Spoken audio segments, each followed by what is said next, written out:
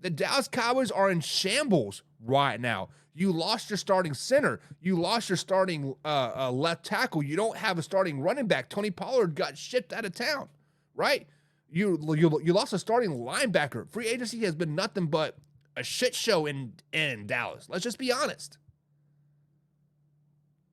This has been one of the worst offseasons in the Dallas Cowboys' recent history that I can remember. It's been terrible. Let the front office figure it out. Play on your one-year deal.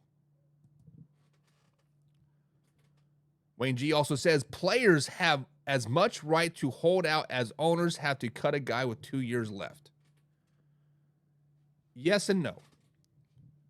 So usually when a player gets cut, it is because they are not living up to expectations. When I'm paying you $100 an hour and you're doing $40 an hour worth of work, I'm going to find somebody to do that $100 worth like an hour. Like, if you are not living up to expectations, see ya, get out of the road. Now, if you are living up to expectations and you are going into that final year, if you're going beyond expectations, thank you. Thank you for that, and we will get you taken care of. But to say right now you're not going to play, that puts a sour taste in my mouth real freaking quick. Now, there's a reason why I will never be an owner or a general manager of any major sports teams. Because if a player were to do something like this to me, I would not take too kindly of it. I'd be like, oh, here's a franchise tag, right? I mean, I will franchise tag you 3 years in a row just to prove a point. Like, I get it, but at the same time, I don't get it. John, people says, way too early. He'll get his cheddar. He will get his, yes, CeeDee Lamb will get paid. He will get a $100 million, $150, $160, $180 million contract. He will get his money. Whether it's with the Dallas Cowboys or the Kansas City Chiefs or the Detroit Lions or the 49ers or the Raiders, he will get his money. Don't be a diva out there.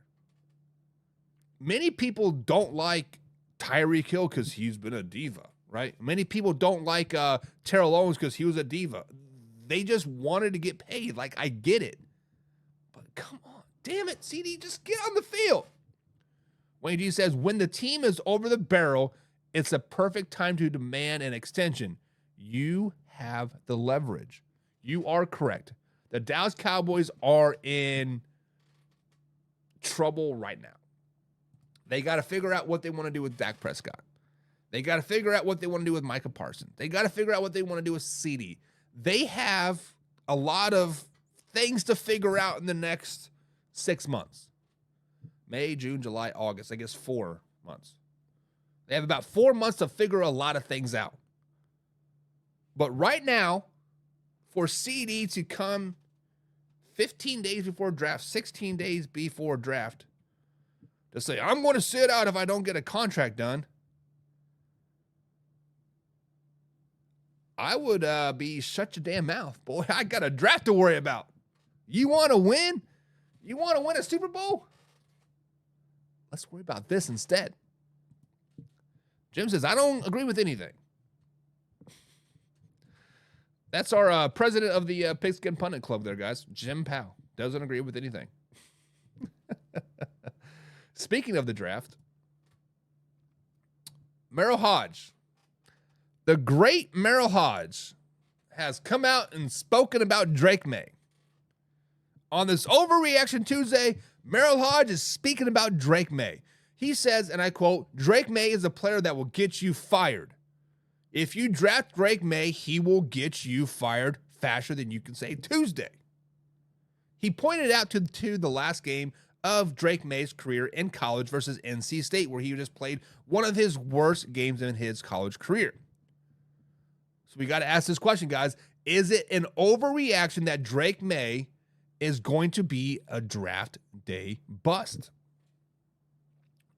Drake May, guys, is projected to go anywhere from number 2 to number 11. And Miller's current mock draft from ESPN, he has Drake May, the 4th quarterback going off the board, going to the Minnesota Vikings. Either way, it seems that he is going to be a top half of the first round draft pick here. In college last season, he threw for 3,600 yards, 24 touchdowns to 9 interceptions. He was sacked just 9 times. Guys, Drake May is a very, very raw talent. Drake May has a lot of intangibles that just need to be molded into what you want him to make. Drake May is kind of like the clay creature that you've made. It looks pretty good, but you're getting ready to put it in the fire oven, and you're going to bring it out. You get to paint it. You get to trim off the lines. You get to do all that stuff. Drake May is very, very raw. He needs to be taught how to play an NFL game. Merrill Hodge says, and I quote, Drake May is a player that's going to get you fired. Basically, Merrill Hodge is saying that Drake May is a player that needs to be coached.